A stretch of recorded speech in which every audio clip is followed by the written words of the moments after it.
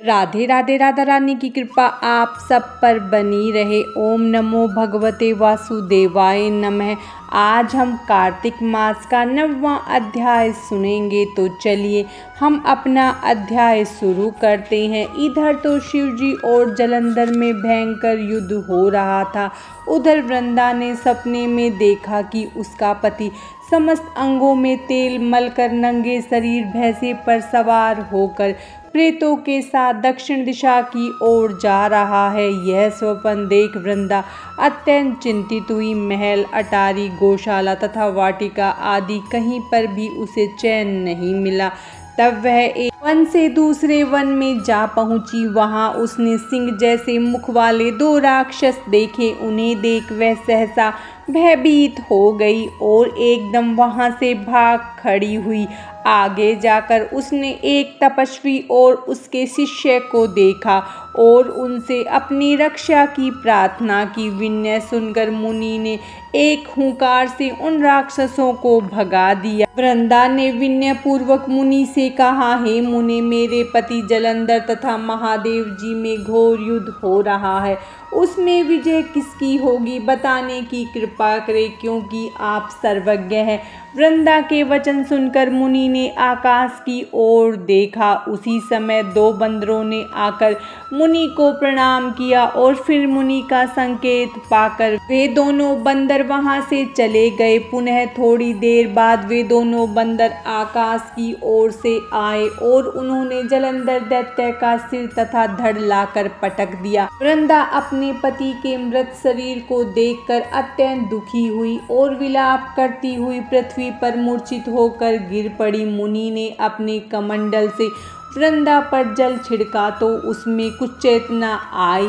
तब वह पुनः विलाप करती हुई मुनि से कहने लगी, हे मुनि, जिसने देव, गंधर्व एवं विष्णु सहित तीनों लोगों पर विजय प्राप्त की थी, वह भगवान शिव के हाथ से कैसे मारा गया? आप सामर्थ्यवान है, अतएव किसी प्रकार मेरे पति को फिर से जीवित कर दीजिए। तब मुनि कहने लगे, हे भद्रे, भगवान शिव के हाथों से मारे हुए को जीवित करना असंभव है, परंतु फिर भी हम तुम पर कृपा करके इसको जीवित किए देते हैं। इतना कहकर मुनि अंतर्ध्यान हो गए और जलंधर जीवित होकर वृंदा के साथ प्रेमालाप करता हुआ आलिंगनबद्ध हो गया। वह सब जलंधर का नहीं था, वरन जलंधर के वेश में भगवान विष्णु थे। वृंदा जलंधर वेशधारी विष्णु के साथ उस वन में रमण करती रही। एक दिन मैथुन के पश्चात अपने पति के वेश में विष्णु को पहचान कर वृंदा अत्यंत क्रोधित हुई और बोली, तुमने मेरा पतिव्रत धर्म भंग किया है, इसीलिए मैं तुम्हें श्राप देती हूँ। निश्चय ही वह कपट मुनि तुम ही थे और तुमने ही माया द्वारा 2 राक्षस बनाए थे। कालांतर में वे दोनों राक्षस तुम्हारी स्त्री का अपहरण करेंगे और जो तुम्हारा शिष्य था वही बंदर का रूप धरकर तुम्हारी सहायता करेगा। तुमने मेरे साथ छल किया है, अतः तुम इसी समय शिला हो जाओ। इतनी कथा सुनाने के बाद नारद जी ने महाराज पृथु को बताया, हे राजन, भगवान विष्णु ने देवताओं तथा अपने भक्तों की रक्षा के लिए पतिव्रता वृंदा का शील भंग किया था, इसीलिए मन ही मन वे अत्यंत दुखी थे। उन्होंने वृंदा से कहा, हे वृंदे, तुम्हारे श्राप को ग्रहण करते हुए मैं अवश्य शिलारूप हो जाऊंगा, परंतु तुम भी वृक्ष रूप होकर मुझको प्राप्त होगी। उसी समय वृंदा अपने पति के चरणों का ध्यान करके भगवान विष्णु के मना करने पर भी अग्नि में प्रवेश कर गई और शिला रूप में भगवान विष्णु वृंदा का स्मरण करते हुए उसकी चिता भस्म में लौटने लगे। उधर युद्ध क्षेत्र में जलंधर दैत्य राक्षसी माया द्वारा पार्वती का रूप धरकर शिवजी को मारने लगा। उसी समय माया को देखकर भगवान शिव नीचे क्यों मुख करके बैठ गए। यही उचित अवसर जान जलंधर ने भगवान शिव पर अनेक बाणों से प्रहार किया। इस प्रकार भगवान शिव को संकटग्रस्त देखकर भगवान विष्णु तत्काल वहां आए और उन्होंने राक्षसी माया का भगवान शिव को बोध कराया। तब सचेत होकर भगवान शिव ने अत्यंत से दैत्यों पर भयंकर बाण वर्षा प्रारंभ कर दी, जिससे भयभीत होकर शुंभ और निशुंभ भी युद्ध क्षेत्र से भाग खड़े हुए। तब भगवान शिव ने उनको श्राप देते हुए कहा, क्योंकि तुम युद्ध क्षेत्र से भागे हो, इसीलिए पार्वती के हाथों से मारे जाओगे। उधर वृंदा का पतिव्रत धर्म भंग हो जाने से जलंधर का बल समाप्त हो गया था और भगवान विष्णु ने सुदर्शन चक्र अपने तेज सहित भगवान शिव को दे दिया।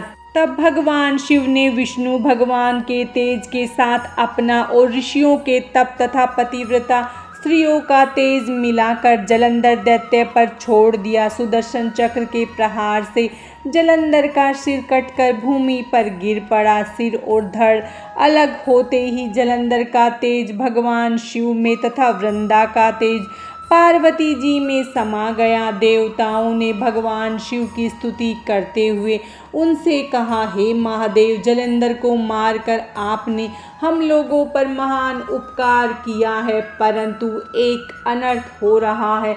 वृंदा के पतिव्रत धर्म से मोहित होकर भगवान विष्णु निरंतर उसकी चिता भस्म में लौट रहे हैं, अतएव आप कृपा करके इसके लिए कुछ कीजिए। तब भगवान शिव बोले, हे देवताओं, तुम सब भगवान की योग माया की शरण में जाओ, वही इस संकट को हरेगी। तब समस्त देवता योग माया की शरण में जाकर स्तुति करते हुए बोले, हे देवी, आप संपूर्ण जगत की उत्पत्ति, पालन तथा नाश करने वाली हो। सतोगुण, रजोगुण और तमोगुण आपसे ही उत्पन्न हुए हैं। आपकी माया को स्वयं ब्रह्मा भी नहीं जान सकते। ऐसी देवी को हमारा नमस्कार है, जिसके भक्तगण अनादर तथा मोह को प्राप्त नहीं होते हैं। ऐसी मूल प्रकृति को हमारा नमस्कार है।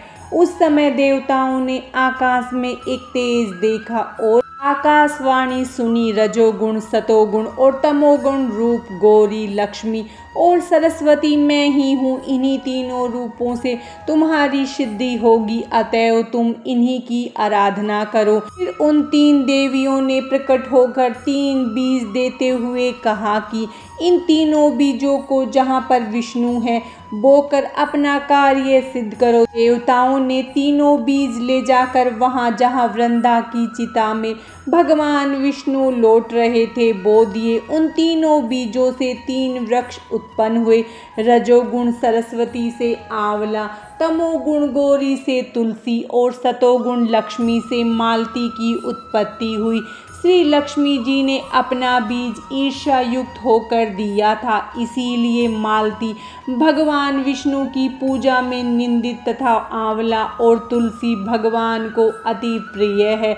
इस प्रकार वृंदा ने वृक्ष रूप हो भगवान शालिग्राम से संयोग किया। इसी कारण कार्तिक के उद्यापन में भगवान की पूजा तुलसी के मूल में होती है। जिस घर में तुलसी का वृक्ष होता है उसमें यमदूत कभी नहीं आते। नर्मदा तथा गंगा जल और तुलसी का पूजन, ये तीनों कार्य समान है। मनुष्य चाहे कितना भी पापी क्यों न हो, प्राण निकलते समय मंजरी सहित तुलसी दल जिसके कंठ में होता है वह पाप मुक्त होकर सीधा वैकुंठ को प्राप्त होता है। जो मनुष्य अपने पितरों का श्राद्ध तुलसी और आंवले की छाया में करता है उसके पितृगण मोक्ष को प्राप्त हो जाते हैं। जो मनुष्य मंजरी युक्त तुलसी दल तथा आंवले का फल मुख में रखता है वह साक्षात भगवान विष्णु के समान है। जो मनुष्य कार्तिक मास में रुद्राक्ष की माला धारण करता है वह धर्म,